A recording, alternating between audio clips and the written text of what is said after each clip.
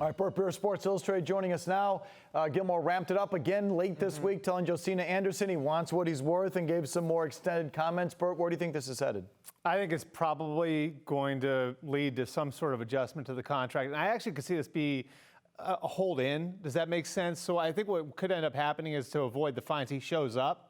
Then his quad locks up a little bit. He says, until you take care of me. And I think we saw this to some degree last summer, too, where he just kind of nurses the injury. Well, Bert, he said, I can be 100% if I need to be. Right. And I think that was sort of a hint of what's coming, because they changed the rules with fines. You can't forgive fines for missing training camp anymore.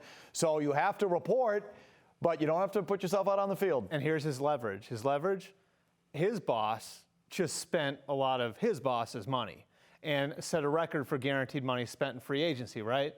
Well, who's Bill Belichick's best player right now? It's Stephon Gilmore. And not having Gilmore on the field will undermine all the spending. What's he looking for? I think he's looking for Darius Slay's extension. Which is what? Which is $16.66 million per year.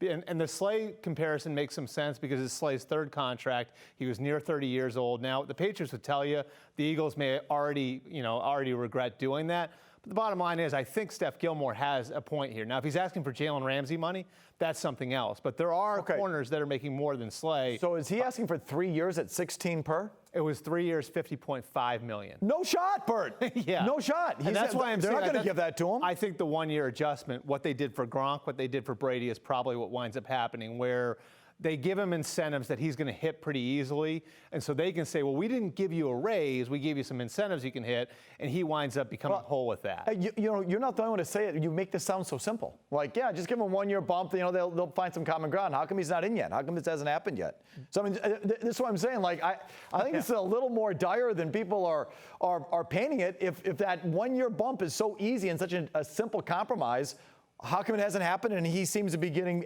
more agitated by the day. Because I think he does want the Slay extension. And I think you have to make it worth his while to come in for the 1 year. Because remember, I mean, going through what he went through last year, and you look at the drop-off in play from 2019 to 2020, he feels his football mortality. And most guys don't get a third bite at the apple when it comes to a big contract.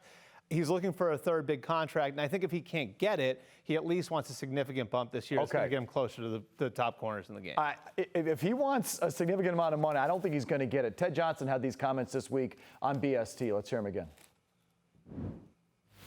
When have you ever seen a player take on Bill Belichick that has not accomplished anything really in this league? Like N'Keal Harry is taking him on so publicly. You saw last week, you saw Stephon Gilmore taking on Bill Belichick. Basically, when he's publicly went out and talked about his displeasure about his contract when he tweeted what he tweeted out last week. Okay, you're seeing things from players you've never seen before. You're seeing Bill Belichick do things you've never seen Bill Belichick do. Why? Why all of a sudden now? It's a totally different ecosystem now that Tom is gone.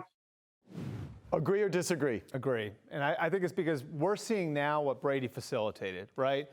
If you could MF Tom Brady, you can MF anyone in the locker room. If you can run a hard program and Brady subscribes to it, you can run a hard program for everybody. And I think it applies to the money too. How many times could they go to people and say, well, yeah, the top player at your position is making this much, but our quarterback's only making $14 or $15 million a year, and we cannot pay you more than Tom Brady. That's gone now. So, and Steph Gilmore is Tom Brady now. He's the best player on the roster, and I don't think he has any reason to take less. So if he looks at it and says, I'm asking for Slay money, and you know what? I'm not even being greedy, because Byron Jones makes more than that, Marlon Humphrey makes more than that, Jalen Ramsey makes more than that. I'm just asking you to pay me at a competitive rate. They can't come back to him and say, well, player X on the roster is making this much, especially after they paid all those guys who have no skins on the wall yet in Foxborough. It's also the winning thing. You know, Bill can bully people around because he's going with Tom Brady. He can bully people around because they're going to the AFC title game, whether Steph Gilmore reports or not, and you do it my way or your ass is on the street, and we're going to the AFC title game, and Brady gave him that leverage.